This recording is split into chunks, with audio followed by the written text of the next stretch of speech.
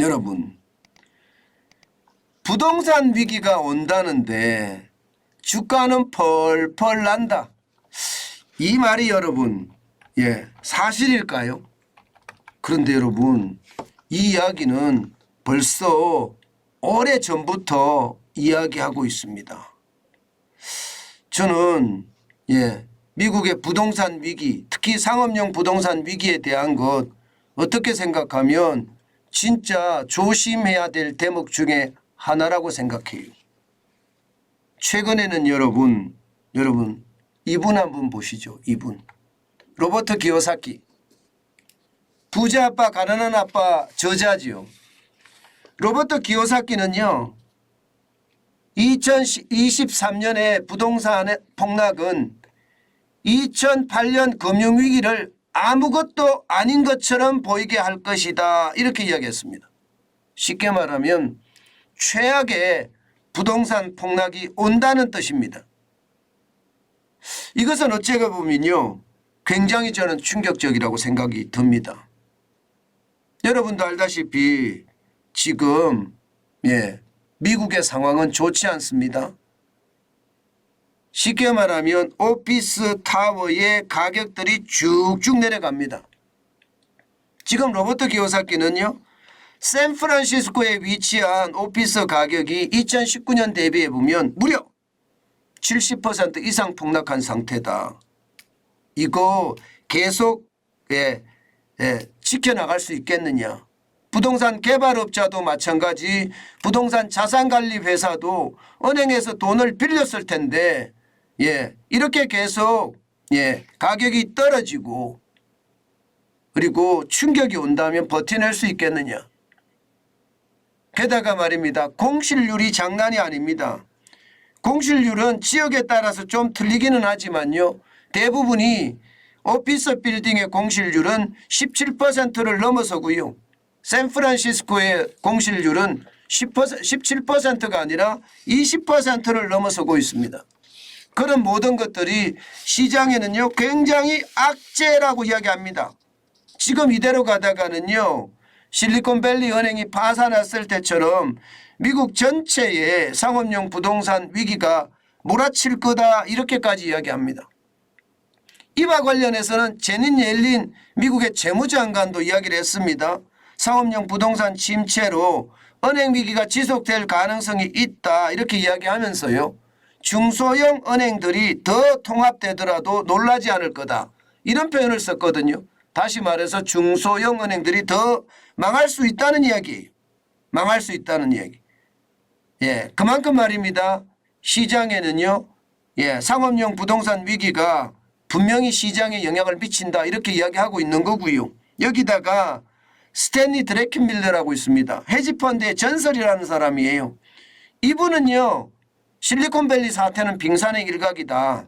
상업용 부동산 시장이 무너질 때는 엄청난 속도를 가지고 무너질 거다, 이렇게까지 이야기를 하고 있는 것, 어떻게 생각하면요 상업용 부동산은 모두가 경제단체든 아니면 전문가든 아니면 투자자든 미국의 경제에 큰 시한폭탄이 되고 있다, 이 말에는 변함이 없는 것 같아요. 로버트 기요사키가 이렇게 이야기한 것도 바로 거기에 근거를 두고 이야기하는 거라고 보이거든요. 결국은 말입니다. 상업용 부동산이 무너지면 은행 위기로 가게 되고, 은행 위기가 중소형 은행의 파산에서 끝나면 다행이지만 대형 은행으로 옮겨 붙으면 그 상황 걷잡을 수 없다. 이게 로버트 기요사키의 핵심적인 이야기입니다. 글로벌 금융위기 때보다 더 심각하다고 이야기하는 것은 그만큼 충격이 크다는 이야기이기도 하고요. 그런데 시장은요 정반대로 가고 있습니다. 여러분 시장은 보면 말입니다. 나스닥 종합지수는요 올라가요. 이틀 연속 올라갔습니다. 물론 많이 올라가지는 않았지만 0.16이 올랐어요. 20.62가 상승을 해서 13,259.14로 마감했고요. 심지어 S&P 500 지수는요 이거 4,300에 거의 근접했습니다. 4,300에 0.11%가 올랐고요. 4.93이 올라서 4,298.86을 기록했습니다. 예. S&P 500 지수가 4,300을 지금 거의 근접하면서 시장에서는 어떤 이야기까지 나오나 하면요. 야, 어느새 상승세 장에 근접했다. 이제는 대세 상승세다. 뭐 이런 이야기까지도 나오고 있거든요. 여기에 대형주 중심의 S&P 500 지수가 이렇게 올라가니 아마 그런 이야기들은 신뢰성을 더 얻어가고 있는 것 같습니다. 게다가 말입니다. 블루칩 중심의 다우산업 지수도 0.13 많이는 안 올랐지만 이틀 연속 또 올랐습니다. 43.17이 올라서 33,876.78을 기록하고 있습니다. 전체적으로는 지금 다우산업도 그렇고요. S&P 500 대형주 중심의 S&P 500도 그렇고요. 나스닥 종합 기술주 중심의 나스닥 종합도 그렇고요. 전부 다 이틀 연속 계속 올라가는 거잖아요. 이것을 보면서요. 시장에서는요. 야, 저게 도대체 어떻게 가려고 저렇게 가느냐 이렇게 얘기하시는 분들도 굉장히 많습니다. 그만큼 말입니다. 시장은요. 지금 실물 경제하고는 좀 다르게 움직이는 듯 보입니다. 제가 늘 말씀을 드렸지만 유동성이 워낙 높으니까 유동성 장세가 많이 이루어지고 있다.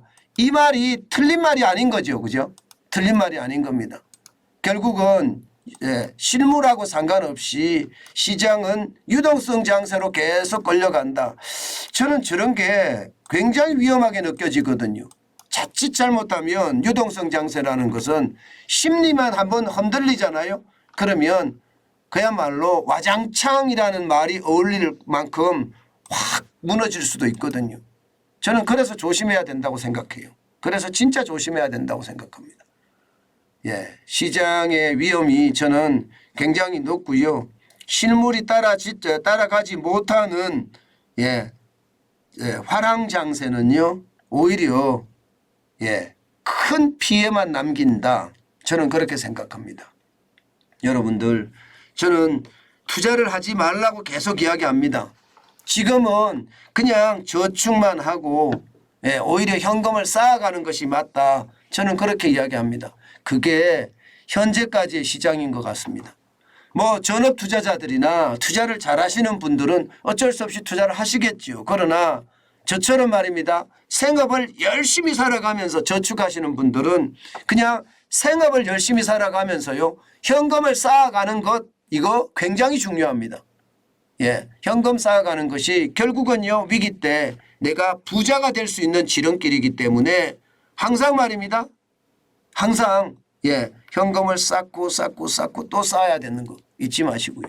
뭐 엔화로 쌓든 달러로 쌓든 그것도 상관없습니다. 요즘 같을 때는 엔화로 쌓으면 또 엔달러 환율이 올라서 더 돈을 벌 수도 있는 그런 기회가 생기겠죠. 저는 여러분들에게 현금을 쌓으라는 이야기만 계속하고 있습니다.